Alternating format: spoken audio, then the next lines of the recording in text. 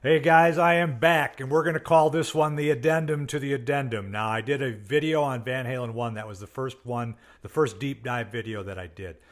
So we're gonna revisit something here. We're gonna revisit the speaker cabinet and the theory that he used a JBL and a Celestion. What led me to this is Tanner Jordan, a young fellow geek here in the Van Halen nerddom and guitar nerddom all around. He posted a video. He reached out to me. He did a video and he posted this video on YouTube about his theory that there really wasn't a JBL speaker in that 412 box for the recording of Van Halen 1. And he does this through photographic evidence and dates and times and everything. And it's pretty convincing. So it got me thinking. I said, well, maybe I should actually do a really solid A/B comparison between various cabinets and combinations. So I set up a greenback cabinet. I used two mics on everything. So top mic was on axis, slightly off the dust cap, right in between the dust cap and the cone where I always put it, but on axis, straight on. And the bottom mic was angled at 45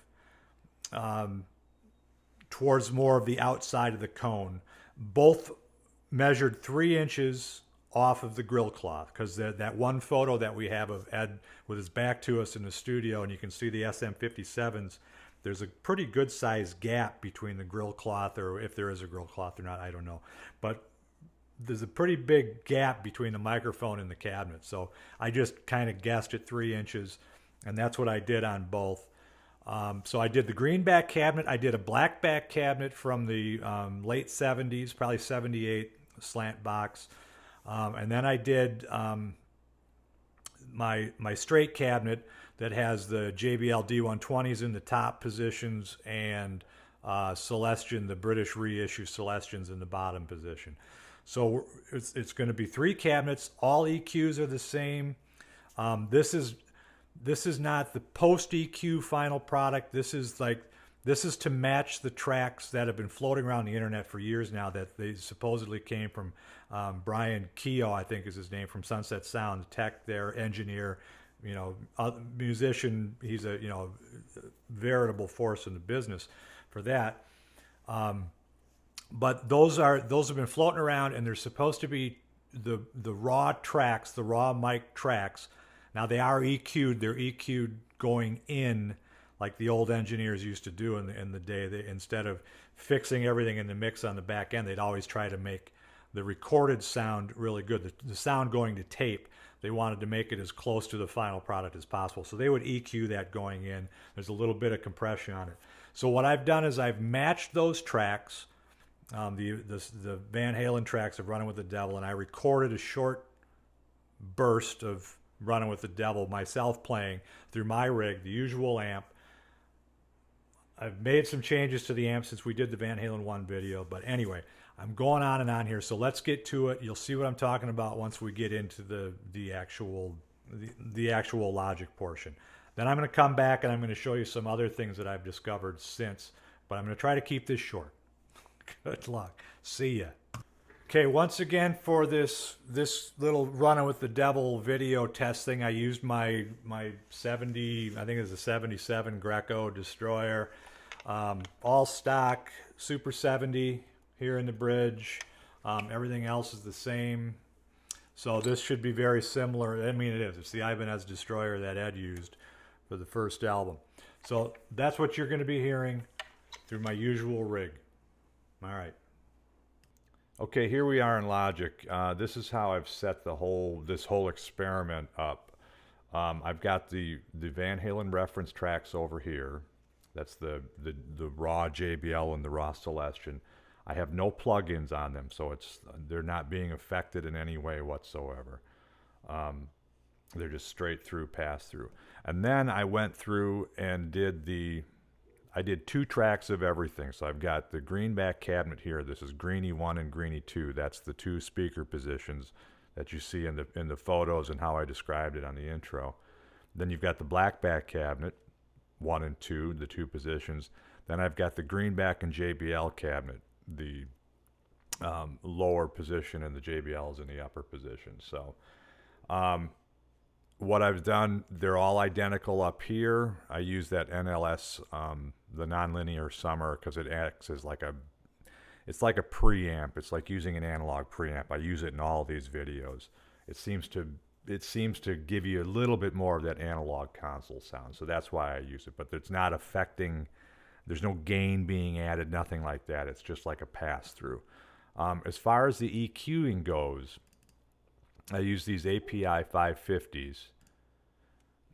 And I started with the greenback cabinet because I mix with the greenback cabinet, so I'm really familiar with how it sounds. So I took the reference tracks, the Van Halen reference tracks, and I EQ'd the greenback cabinet so that they sound the same, so that they sound as close as I could get them. And ironically, or not so ironically, I guess, predictably, this is much like the Pultec settings. So we've got at 10K, we're 12 dB down, so it's a complete roll off of the high frequency, and it's set up as a shelving, so it affects all frequencies above 10K. So we're rolling all the high end out of it. We're cutting the mids at 1.5K, and we're 9 dB down, and at 100 hertz, this is just like your typical guitar, low end roll off to keep the rumble out of it and the mush and the mud. So that's 6 dB down at 100 hertz. And that's also shelved. So it's a roll off of everything at 100 and below. Each speaker cabinet, each speaker has the identical EQ. Here are the blackbacks. I know it's listed as greenback 1, greenback 2, because that's the EQ profile, but it's Blackie 1, Blackie 2, so those are the blackbacks. Notice it's the same EQ profile. And then here is, this is the Celestion JBL cabinet. We'll call it cabinet 3. So it's Greenie 3 and JBL, and notice again, it's the same EQ profile. So all across the board, it's the same EQ profile. So and then the 1176 compressors. There's one on each microphone going in. Dr. Pepper setup, they're identical. I did the same thing across on each channel. So there's no variation in the channels. Anyway, let us listen to the reference tracks here, the actual Van Halen tracks here. Let me show you what we've got for recordings here. So here are the reference tracks. Got them down here on reference. This is Van Halen, the Celestion, and this is Van Halen, the JBL. All right, here we go.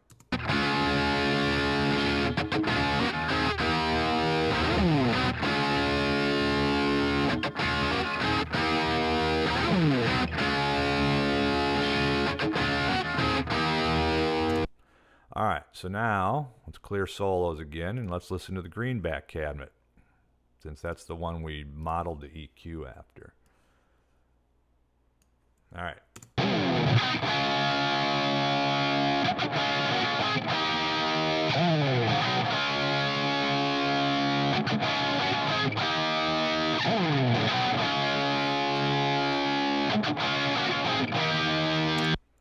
So you know what? It's awfully close. Maybe just not quite as full in the upper mids, kind of. Maybe a little bit brighter, perhaps, just slightly.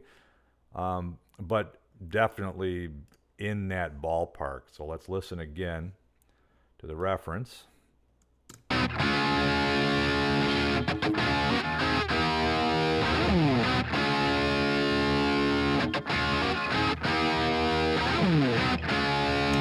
All right, now let's clear solo and we'll go right to the blackback cabinet.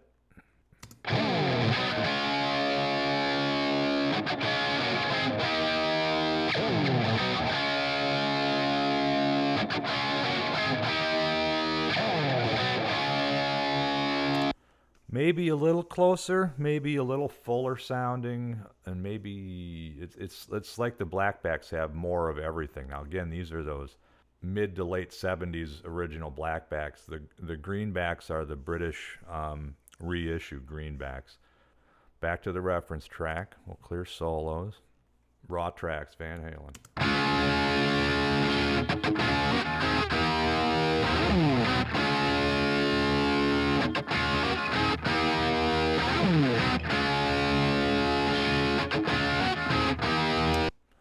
All right, let's go to the greenback JBL cabinet.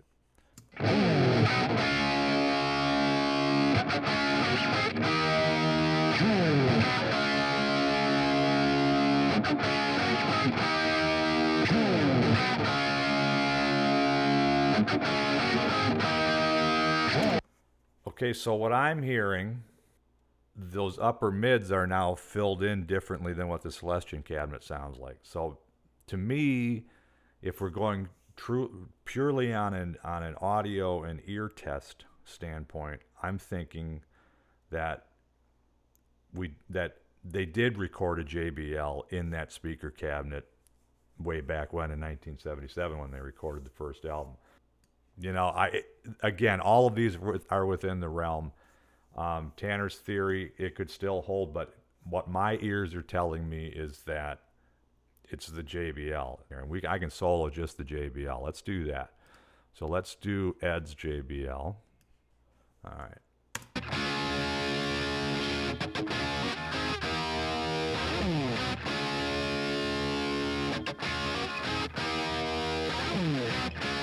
All right, now let's go to my JBL.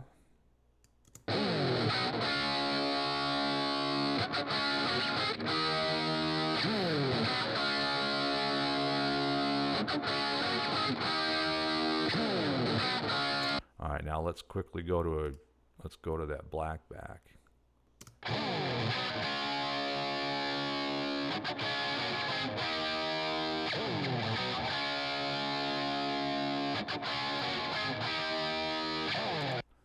You know, it's tough. You could, it can go either way.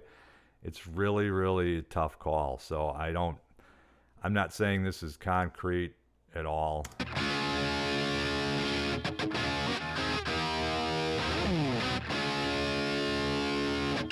I'm just hearing something in those upper mids. One more time on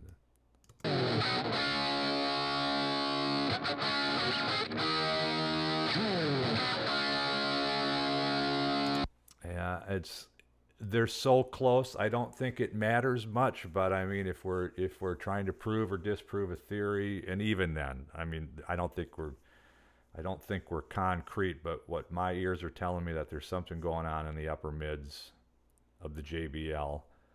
The Celestion is slightly fizzier. So my vote goes to the JBL, but you guys tell me. Okay, I think we showed a lot of stuff right there. I'm not sure we proved anything, but definitely you can form your own opinions. I think there's enough information there and enough audio candy that you can kind of make up your own mind. Again, I'm leaning towards the JBL, but again, they're all in the ballpark of what the Van Halen tone is.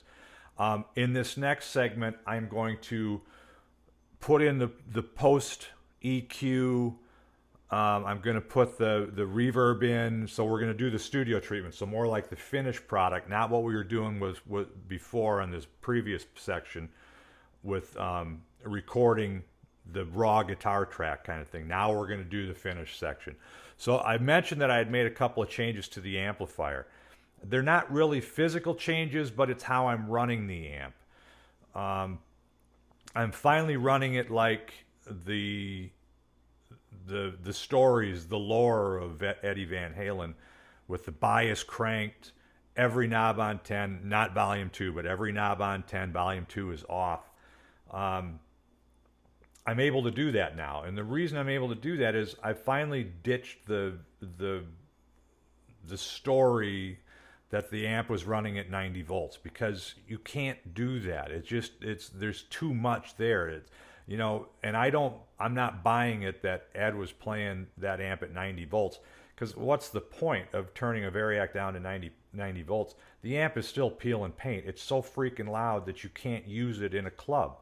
The Whiskey is not that big of a place. Gazzari's wasn't that big of a place. And that's the kind of venues they were playing. I mean, yeah, you play an arena, you can run the amp at 90 volts all day long. And maybe he did that in the later years.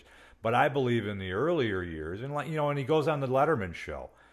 I mean, he's got the Variac down in the 60 volt range. He's admitted as much in later interviews that, what's the lowest you ever ran the Variac? Something like 60 volts. Well, and that becomes a usable level. Like I'm running mine at 66 volts, and it allows me to crank the amp to 10, crank the bias control to 10, and I get that. I'm getting the sound, which you'll hear in a minute. I'm going to just play a couple of quick things with this guitar.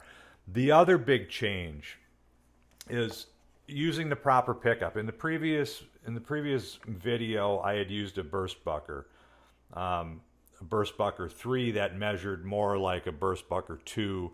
It was like it's in the low 8K range, like 8.1K or something like that.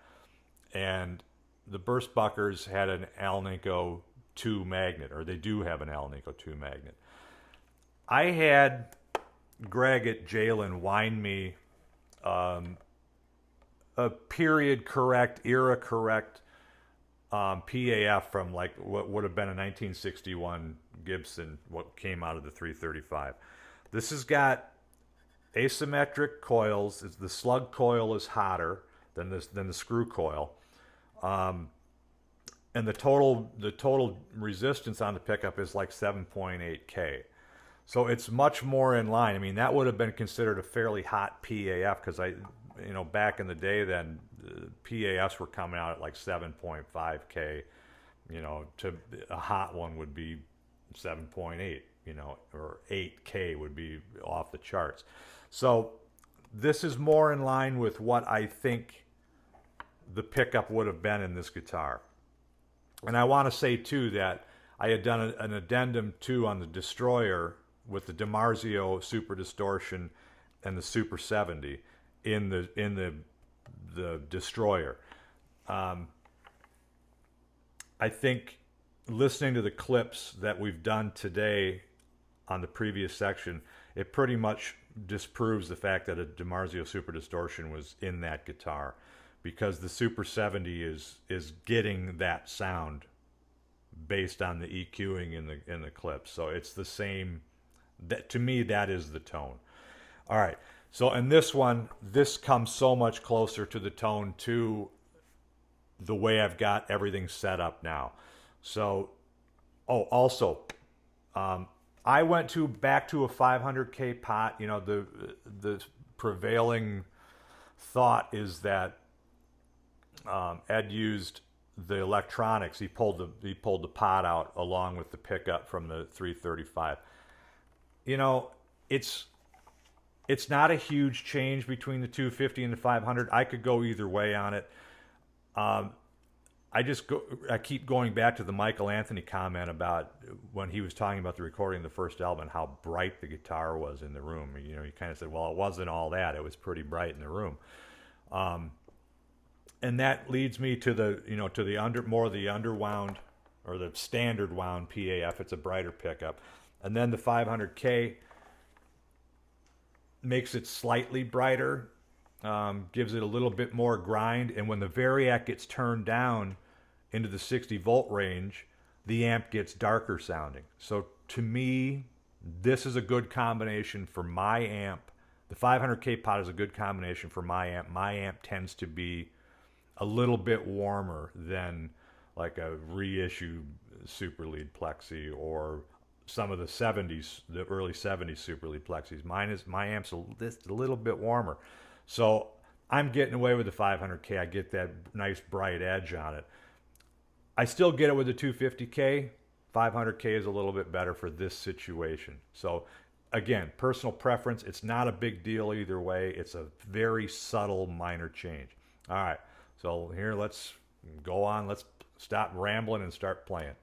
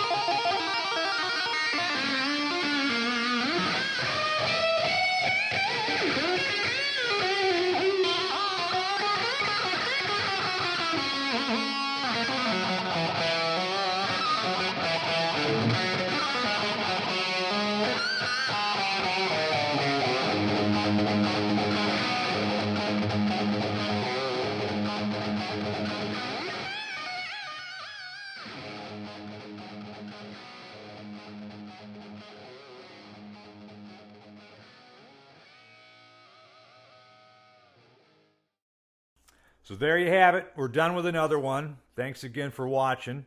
If you have questions, suggestions, comments, I love to hear them. I try to answer all of them. You know where to find me. If you're interested in that PAF pickup, you can reach out to Greg at Jalen Guitar, or I'll give you the spec as to how it was wound.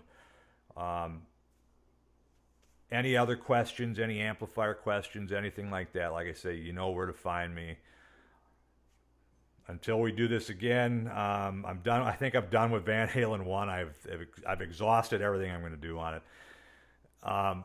As far as going forward, I'm currently working on some Diver Down things, and I'm currently working on 1984 things. I'm trying to dial that stuff in. So that will be the next time you see me.